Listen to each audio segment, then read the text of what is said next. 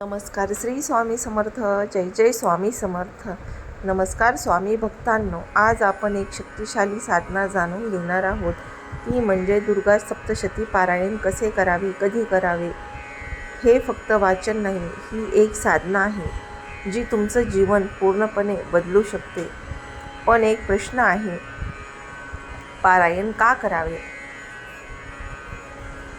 आपल्या जीवनात अडचणी येतात, भीती येते, नकारात्मकता वाढते आणि तेव्हा आपल्याला शक्तीची गरज असते. तेव्हा आपण दुर्गा सप्तशती पारायण करतो. ही शक्ती देवीकडून मिळते. दुर्गा सप्तशती ही देवीची महाशक्ती आहे. ही साधना मन शांत करते, आत्मविश्वास वाढवते. जर तुम्हाला विश्वास वाटत नसेल तर मी तुम्हाला एक कथा सांगते. ती कथा ऐकून तुमचा यावर पूर्णपणे विश्वास बसेल आणि तुम्ही हे पारायण करायला प्रवृत्त होताल. पूर्वी एक राजा होता. तो खूप शक्तिशाली होता, पण एक दिवस त्याचं राज्य नष्ट झालं. तो खूप दुःखी झाला, सगळं गमावलं. तो जंगलात गेला.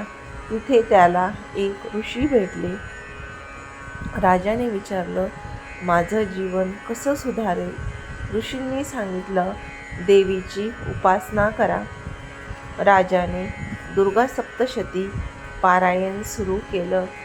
तो रोज पारायण करू लागला. तो नित्यनेमाने पारायणाला बसू लागला.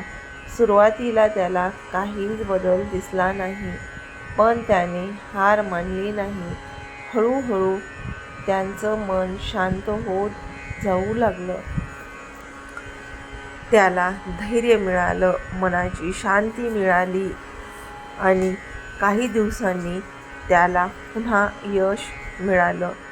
स्वामी भक्तांनो, ही कथा आपल्याला शिकवते, श्रद्धा आणि सातत्य जर असेल तर तुमचं जीवन नक्की बदलू शकते. यामध्ये कोणीही काहीही करू शकत नाही.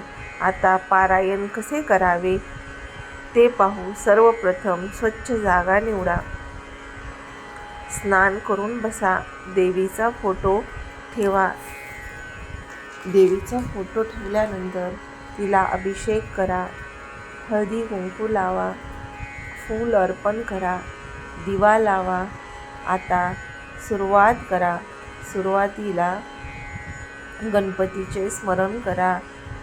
गणपती स्तोत्र शक्य असेल तर वाचन करा किंवा श्री गणेशाय नमः असे म्हणा. नंतर देवीला नमस्कार करा आणि दुर्गा सप्तशती पारायण करायला सुरुवात करा. वाचन सुरू करा. एक महत्त्वाचा नियम, दररोज एकाच वेळी बसा. मध्ये खंड पडू देऊ नका. जर तुम्ही उदाहरणार्थ सकाळी 6ला बसलात तर संध्याकाळी 6ला बसा किंवा दुसऱ्या दिवशी सकाळी 6लाच बसा. सातत्य खूप महत्त्वाचे आहे. हे करताना मन शांत ठेवा. शब्द स्पष्ट वाचा. काही करू नका. आता पारायणाचे नियम आहेत ते तुम्ही पाळले पाहिजेत. स्वच्छता पाळा. राग करू नका. वाईट विचार टाळा. साधेपणा ठेवा. आता काय फळ मिळते? पारायण हे दुर्गा सप्तशतीचे पारायण केल्यावर काय फळ मिळते? मन शांत होते, भीती कमी होते, आत्मविश्वास वाढतो, घरात सकारात्मकता वाढते, अडचणी कमी होतात, यशाचा मार्ग तयार होतो. लक्षात ठेवा, ही जादू नाही, ही साधना आहे.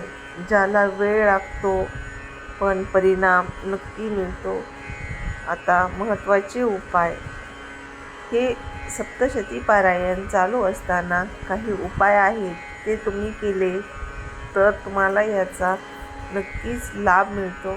पारायणापूर्वी संकल्प करा. दररोज एकाच वेळेला बसा. लाल किंवा पिवळं आसन वापरा. देवीला लाल फूल अर्पण करा. दिवा लावा. नैवेद्य दाखवा. पारायणानंतर ध्यान करा. राग टाळा. वाद टाळा. भांडणे टाळा. कोणाचा द्वेष करू नका. विशेष दिवशी पूजा करा. घाई न करता दुर्गा सप्तपदी पारायणाचे शब्द स्पष्ट उच्चारा. पूर्ण झाल्यावर कोणालाही गरजू व्यक्तींना जे शक्य असेल ते दान करा. स्वामी भक्तांनो, हे उपाय खूप महत्त्वाचे आहे. हे तुमच्या साधनेला अधिक शक्ती देतात. आता स्वतःला विचारा, मी हे पारायण पूर्ण करणार का? उत्तर नक्की हो असेल, कारण तुमच्यात शक्ती आहे. फक्त ती जागवायची आहे आणि ही साधना ती शक्ती जागवते. आता शेवटी पारायण पूर्ण झाल्यावर देवीची पूजा करा. पूजा केल्यानंतर देवीला नैवेद्य दाखवा आणि हात जोडून देवीला प्रार्थना करा, हे देवी, माझं पारायण पूर्ण झालं आहे. जर माझी चूक झाली असेल तर मला क्षमा करावी. वाचण्यामध्ये काही भूल झाली असेल तर मला क्षमा करावी आणि देवीची माफी मागावी असं मनात बोला. हे स्वामी भक्तांनो, जर तुम्ही हे केलं तर नक्कीच देवीची कृपा तुमच्यावर होईल. हे नक्की लक्षात ठेवा. विश्वास हा खूप महत्त्वाचा असतो.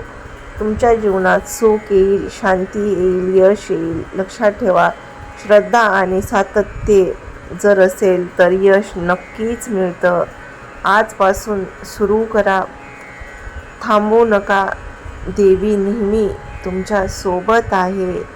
विश्वास ठेवा, योग्य वेळी सगळं मिळेल.